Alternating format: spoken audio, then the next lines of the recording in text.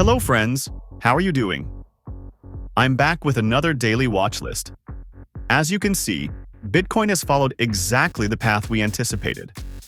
Our ABC correction completed, and as I previously mentioned, the 887 level, that is 98679, was one of the key targets for our Wave B, which has hit that zone precisely without deviating. After this, we've seen a slight correction. For now, we are sticking to our earlier perspective. If there's a change to this view, I'll let you know. If you don't want to miss out on the world of crypto, like this video and subscribe to our channel. If we continue based on this framework, we've seen Wave A, Wave B, and we expect Wave C to complete the cycle, indicating a further correction in the market. However, we haven't received sufficient confirmation for this correction yet. While there has been an initial decline, the price hasn't yet dropped below 95,625, so we cannot confirm the start of the correction. We'll wait for this confirmation. Our targets so far have been reached, and the structure is gradually completing itself. Based on this structure, the 38% Fibonacci level was beautifully touched, and the upward movement continued from there. If we move forward with this Fibonacci level, we can review additional targets using a 3-point Fibonacci analysis. Currently, Bitcoin has reacted strongly to a critical zone and reversed downward. Another important level for us is 99,821. This area holds more significance. Typically, when the ABC cycle completes and gives us a 1-to-1 structure, the price could extend to 101,000. However, this wouldn't be a simple ABC anymore. It would classify as an irregular ABC, changing the rules slightly. For now, we are proceeding with the standard rules I've explained. Generally, the price can reverse from the 78% to 100% Fibonacci range. If it surpasses this range, we'd face an irregular B wave. At this stage, we can consider two scenarios. 1. There's a triangle pattern within which the ABC might complete. Here, Wave C isn't required to fall below the previous low. The correction could end within a range, potentially up to 92,900 USD. This could represent an ABC within a triangle. 2.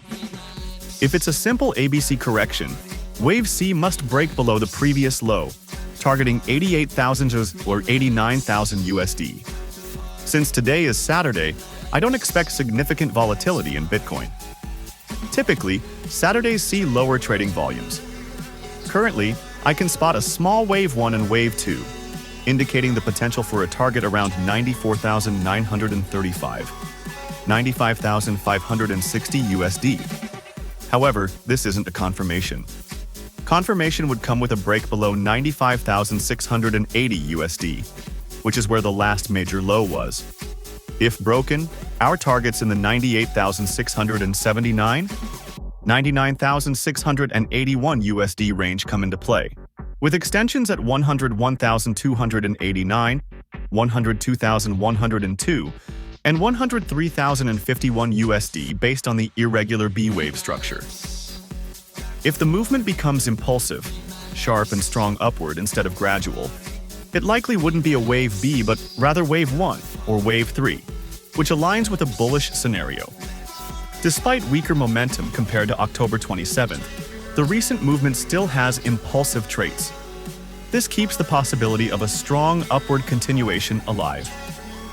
Regarding liquidity, as is typical for Saturdays, liquidity is concentrated around 99,350 USD, which is a significant zone. Typically, when a level is touched multiple times, liquidity accumulates above it. Another key area is between 96,000 and 96,100 USD, where we are currently hovering. From a lower timeframe perspective, I still expect a correction.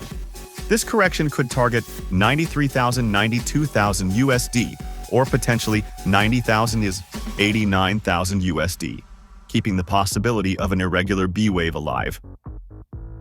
For trading, the best approach, as always, depends on your risk tolerance. If you're willing to take a risk, you can use the 30-minute order block. For example, if Bitcoin approaches the 95,922 USD order block, You could use it for a position with a stop loss below 94,662 USD. This is risky since the price was strongly rejected earlier, but it can be an opportunity. Looking at divergences, I can identify a hidden bullish divergence on lower timeframes, but it's not strong enough to reverse the price entirely.